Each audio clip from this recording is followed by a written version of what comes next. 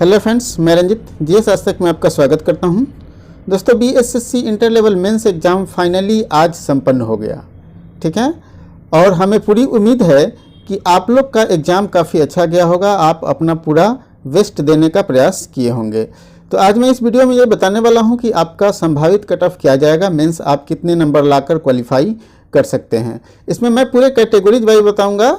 General का cut off कितना जाएगा, बीसी, ईबीसी, एसटी सबका कट ऑफ मैं बताने वाला हूँ कितना जाने वाला है। तो इस वीडियो को अंत तक देखें, और अगर हमारे चैनल पर नए हैं तो इसे सब्सक्राइब कर लें और साथ ही बेल आइकन का बटन जरूर दबाएं ताकि जो भी मैं वीडियो बनाऊँ उसका नोटिफिकेशन सबसे पहले आपको मिल सके। तो इस वीडियो में मैं पूरे सटीक और ऑथेंटिक विश्लेषण के साथ आपको बताऊँगा, इसलिए इस वीडियो को अंत तक देखिए। चलिए शुरू करते हैं। तो दोस्तों, नोटिफिकेशन जो आया था, नोटिफिकेशन के अनुसार आपका क्वालिफाइंग मार्क्स कितना है, मतलब आप कितना मार्क्स लाने पर आप क्वालिफाइंग कर सकते हैं। तो इसमें स्पष्ट है कि सामान्य वर्ग के लोग अगर 40% मार्क्स लाते हैं तो वो क्वालिफाई कर जाएंगे। वहीं पे पिछड़ा वर्ग के लोग अगर 36.5% लाते हैं मार्क्स तो क्वालिफाई कर जाएंगे।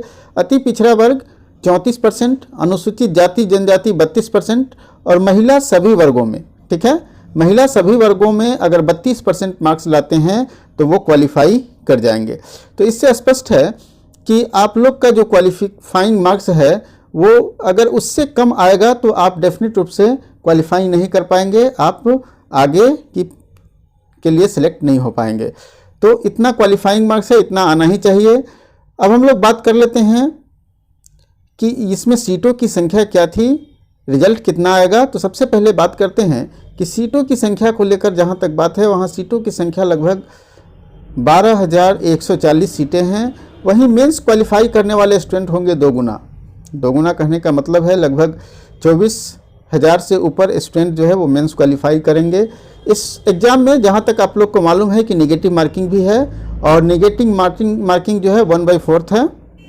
जितना भी आपका प्रश्न सही होगा उसका अगर एक प्रश्न गलती होता है तो सही में से 1/4 काट लिए जाएंगे। और क्वेश्चन जो है, जितने क्वेश्चन पूछे गए हैं 150 क्वेश्चन पूछे गए हैं, और 2 पेपर था, एक हिंदी पेपर था, हिंदी भी 100 मार्क्स का था, और हिंदी में भी 100 प्रश्न पूछे गए थे और प्रत्येक प्रश्न 4 अंक का है, मतलब हिंदी 400 मार्क्स का हो गया। और ये क्वालिफाइंग नेचर का है, ठीक है, हिंदी जो है क्वालिफाइंग नेचर का है। इसमें क्वालिफाई करने के लिए आपको कितना मार्क्स लाना जरूरी है, क्वालिफाई करने के लिए आपको 30% मार्क्स लाना जरूरी है।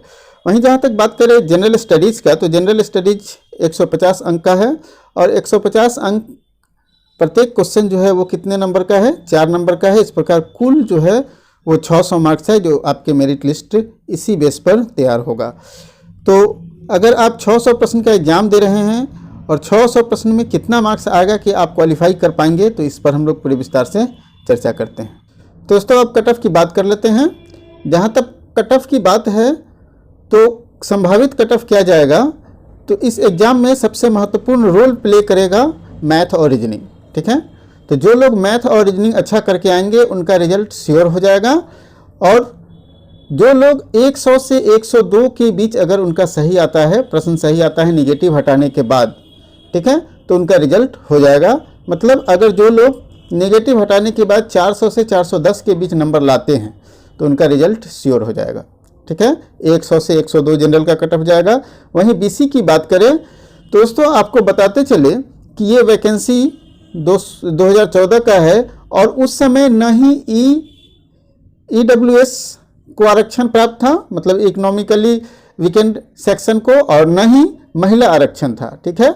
तो ये इसीलिए इसमें मैंने महिलाओं को का कट ऑफ नहीं बताया है, क्योंकि महिलाएं भी जो कैटेगरी में है उसमें तो आएंगी ही आएंगी, जनरल में भी आ जाएंगी। इसीलिए मैंने इसमें महिला और ईडब्ल्यूएस का कट ऑफ नहीं बताया है, क्योंकि ये 2014 की वैकेंसी है और उस समय के नोटिफिकेशन में ईडब्ल्यूएस और महिला को आरक्षण नहीं दिया गया था, ठीक है। तो जो लोग जनरल में 100 से 102 प्रश्न सही कर लेते हैं उनका रिजल्ट हो जाएगा। वहीं बीसी की बात करें तो जो लोग 98 से 100 प्रश्न सही कर लेते हैं निगेटिव हटाने के बाद, अर्थात 392 से 400 मार्क्स लाते हैं, उनका रिजल्ट हो जाएगा। अब हम लोग बात कर लेते हैं ईबीसी का। तो जो लोग ईबीसी कैटेगरी में हैं और उनका मार्क्स जो है 380 से 388 के बीच आता है, मतलब अगर वो 95-97 प्रश्न सही कर लेते हैं तो उनका रिजल्ट हो जाएगा निगेटिव हटाने के बाद।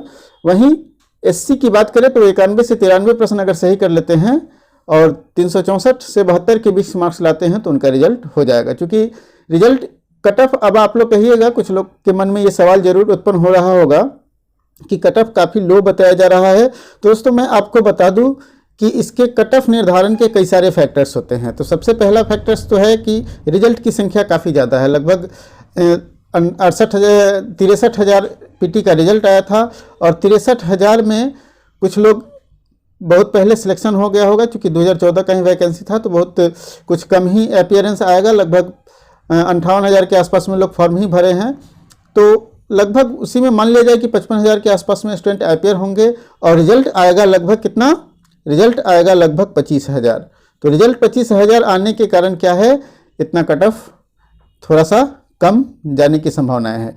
ठीक है, अब हम लोग बात करते हैं एससी की, तो बात कर ली है, एसटी की बात कर लेते हैं। तो एसटी कैटेगरी में जो 92-95% सही कर लेते हैं उनका रिजल्ट हो जाएगा, मतलब 368 to 380%, 80 मार्क्स जो लाते हैं उनका रिजल्ट हो जाएगा। तो इन सभी तथ्यों को देखते हुए अगर आपका कट ऑफ के बीच आता है तो बहुत सारे लोग जो टाइपिंग को फर्स्ट ऑप्शन दिए होंगे उनको टाइपिंग की तैयारी शुरू कर देनी चाहिए। टाइपिस्ट जिसमें है, जिस पद में टाइपिंग की ज़रूरत है उसके लिए टाइपिंग की शुरू कर दीजिए, जिसमें फिजिकल की ज़रूरत है उनको फिजिकल शुरू कर देना चाहिए था। तो इस प्रकार से आप अपनी तैयारी जो है आगे का कीजिए अगर इस कट ऑफ के अंदर आते हैं तो। दोस्तों हमें पूरी उम्मीद है कि ये वीडियो काफ़ी अच्छा लगा होगा, आपको पसंद आया होगा, आप अपने कट ऑफ को जान करके आगे की तैयारी के लिए उत्साहित हुए होंगे। तो अगर ये वीडियो पसंद आया हो तो लाइक कीजिए और दोस्तों के साथ भी शेयर कीजिए ताकि उन्हें भी इस वीडियो का लाभ मिल सके।